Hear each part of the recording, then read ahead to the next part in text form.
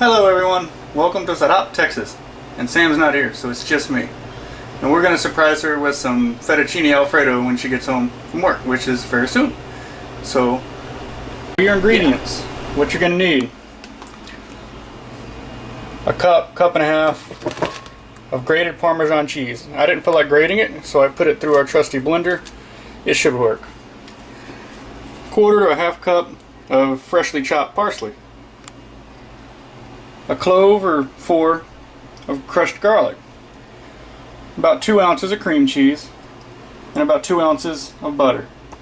As well as about a cup of heavy cream and your favorite fettuccine, whatever kind you like. Okay, right now we're filling our water for the pasta, because while the pasta is cooking, we can be making the alfredo sauce, so that when Sam gets home, we can eat it all. Want a pretty big pot. The more water you have when you cook pasta, the better it's going to be.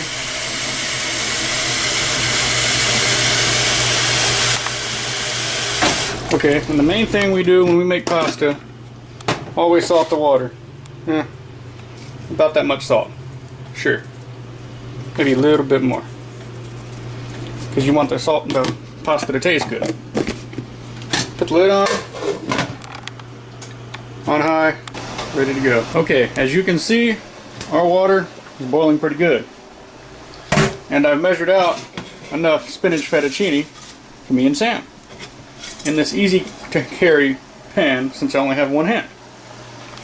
And pour it in. And that's how you make pasta. Well, a little stir wouldn't hurt. Just make sure everything's separated good. I like that spinach pasta. It's pretty tasty. Now we're gonna put a lid on there, turn that off, slide it back there to keep it going, because we're gonna need this burner in a minute.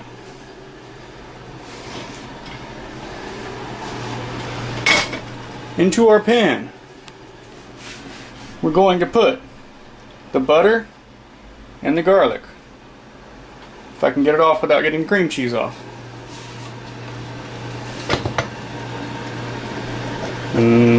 Butter. Garlic. Cream cheese comes later. Hands washed with garlic. Let's have a whisk, because I'm going to be using it a lot.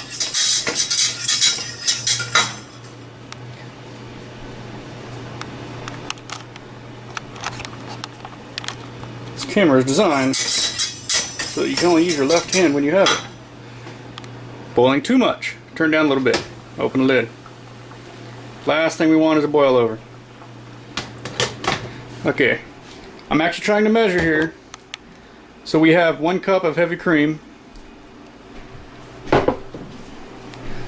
We have about 2 cloves of garlic. This might be a little more garlicky than Sam wants it, but I like garlic. And about 2 tablespoons of butter.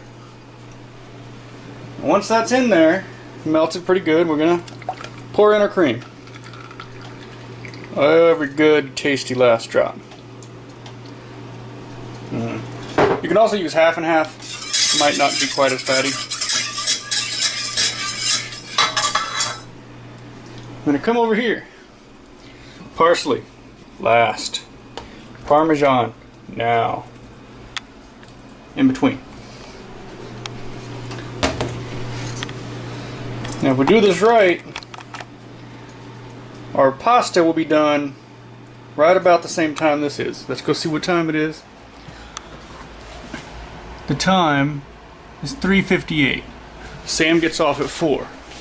Can we get this done before she returns? Probably not, but we'll try. Also, the pasta needs maybe, 7 or 10 minutes. I don't know. Whenever it's ready. Would help me turn that burner back on.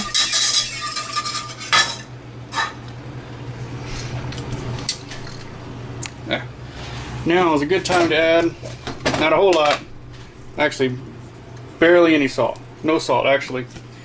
Don't listen to me. Don't add salt yet. If you know what magic stop is, now's the time you could add a good little pinch of it, or two. Ha ha ha. Secret weapon. Stir it up. The reason you don't add salt is Parmesan cheese, very salty. Yum.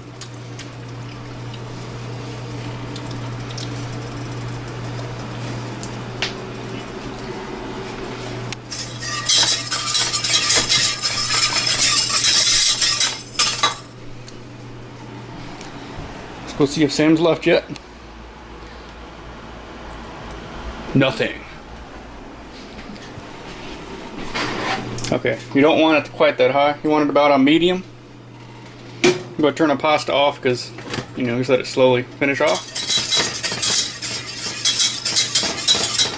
See your milk starting to steam. That's when you add your first. Normally you would stir as you poured this in, but I'm missing a hand right now. And you just want to slowly integrate as much of that cheese as you can into the milk. That's basically what an Alfredo sauce is. And it's splattering.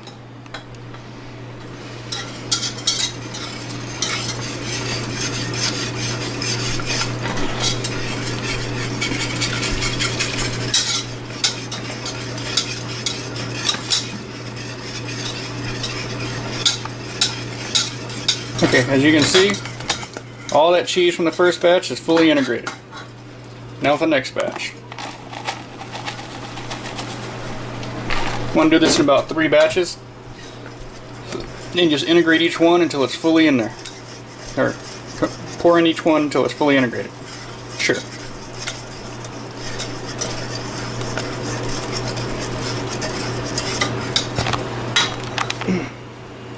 As you can see, we've added the final batch of cheese and it's fully integrated. We've also strained off our pasta just when it's just a little al dente.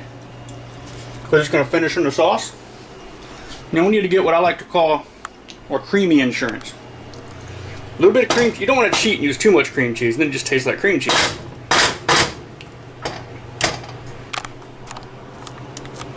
But a little bit of cream cheese will help keep it very, very creamy.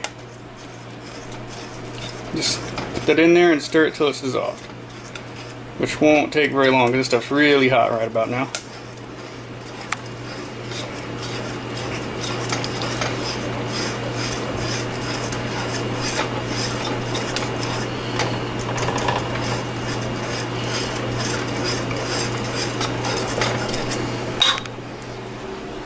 And then the final task, parsley. How much ever you decide you like, it's all up to you. This gives it a good little green coloriness thing. You don't gotta add parsley if you don't want to. Your whisk, if you have one, is probably gonna be covered in cheese because the metal of the whisk is not hot enough to melt it, so it sticks to it. But it's all good. You're gonna want a spoon for the next step. Really helps to have 2 hands at this point, but we will manage. So you take your finished Alfredo sauce, pour it on there, lick it, burn your tongue. I like licking hot things.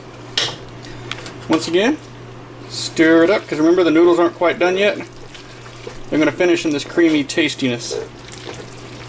And that, my friends, is fettuccine alfredo. You could add chicken, or my favorite, turkey. Oh yeah. But Sam just wants plain fettuccine alfredo today. But I got a surprise. Got our rotisserie chicken because she doesn't like chicken in the fettuccine alfredo. But you love rotisserie chicken. Okay. Now we just gotta throw a lid on this.